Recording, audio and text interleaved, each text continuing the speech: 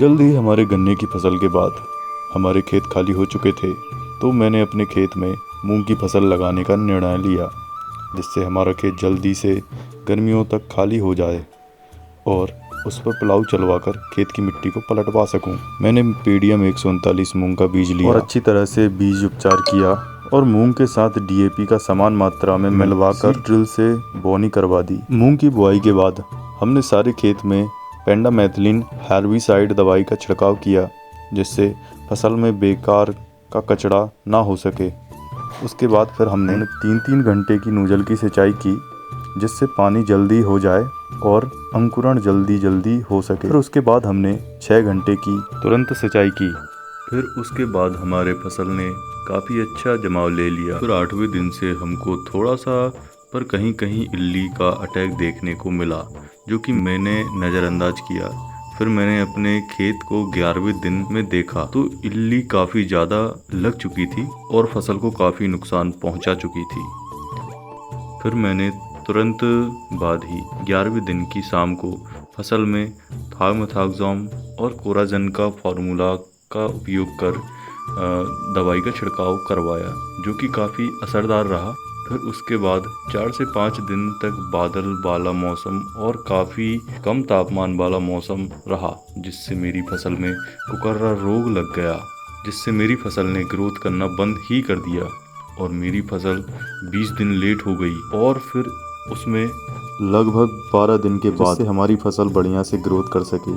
पर स्प्रे करवाने से पहले एक समस्या और थी कि हमारे पास इलेक्ट्रिक पंप था, जो कि बहुत ज़्यादा समय लेता था स्प्रे करने में, जिससे परेशान होकर मैंने इंदौर कूच किया और वहाँ से अपनी खेती के लिए बढ़िया वाला पेट्रोल पंप लाया, जो कि उससे 4 से 5 गुना ज़्यादा जगह कवर करता था।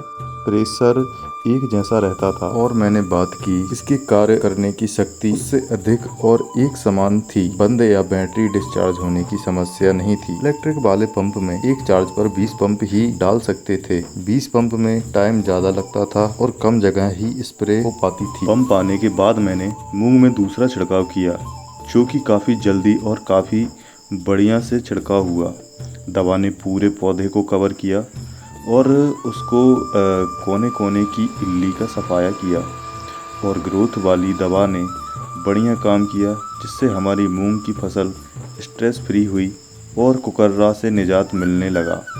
5 दिन के भीतर चौथा पानी लगाकर खेती में थर्ड छिड़काव किया, जिसमें फूल फल की दवा और खाद थी और कीटनाशक भी था, जिसमें इफ्को की सिरासागी और इगाव दवा थी, जो कि इस दवा ने एवरेज काम किया। इल्ली पर बिल्कुल ही असर नहीं हुआ, जिससे हमारी फसल ने ग्रोथ तो शानदार करी, पर इल्लियों का प्रकोप भी बढ़ता रहा। फिर हमने चौथा स्प्रे में 05234 के साथ फिर उसके बाद में इल्ली के लिए कोराजन का छिड़काव किया और थार्मोथाक्सोम प्लस लैम्डा का कॉम्बिनेशन बनाकर छिड़काव किया। इल्ली वगैरह सब का खात्मा हुआ और हमारी फसल काफ़ी शानदार दिखने लगी। फिर उसके बाद हमारी फसल में फलियां आना शुरू हो गईं और काफ़ी शानदार फलियां आईं, पर फलियां आने के दौरान सुड़ी का अटैक देखने को मिला, जिससे हमारी फसल की काफ़ी फलियों में छेद करके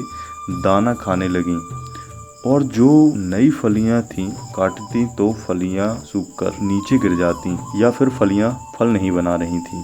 तो ये प्रकोप देखने के तुरंत बाद मैंने 5वां स्प्रे में इल्ली की दवाई डाली, जिसमें सुड़ी के लिए कारटार व इल्ली के लिए कोराजन का फार्मूला उपयोग किया, जो कि काफ़ी शानदार असर रहा। तुरंत ही निजात मिली हमको सुड़ी इल्ली से। फिर 5वें छिड़काव के बाद उसके 15 दिन बाद हमने कटाई का काम लगवा दिया और उसके बाद उन लोगों ने सेल लगाकर अपना काम ख़त्म किया, जिसके बाद हमने हड़म्बा लगाकर मूंग की कटाई करवाई, जिससे हमारी 2.5 एकड़ की मूंग में 1.5 घंटा लगा और हमको अपना उत्पादन मिला। फिर हमने अपने ट्रैक्टर ट्राली में गल्ले को भरा और सीधा घर की ओर ले आया। फिर इसको अगले दिन हमने मंडी में बेच दिया, जो कि 7400 रुपये प्रति कुंटल गया, जो कि हमारी मूंग का ठीक ठाक रेट था। और हमारी 2.5 एकड़ की खेती में टोटल मूंग 9.5 क्विंटल निकली, जो कि मेरी पहली खेती का शानदार तो नहीं पर अच्छा उत्पादन रहा और दवाई का सही से काम ना करना जैसी समस्याओं का सामना करना पड़ा। हमारी मूंग की खेती को से मुझे काफी अच्छा अनुभव मिला, काफी कुछ सीखने को मिला। और तो दोस्तों,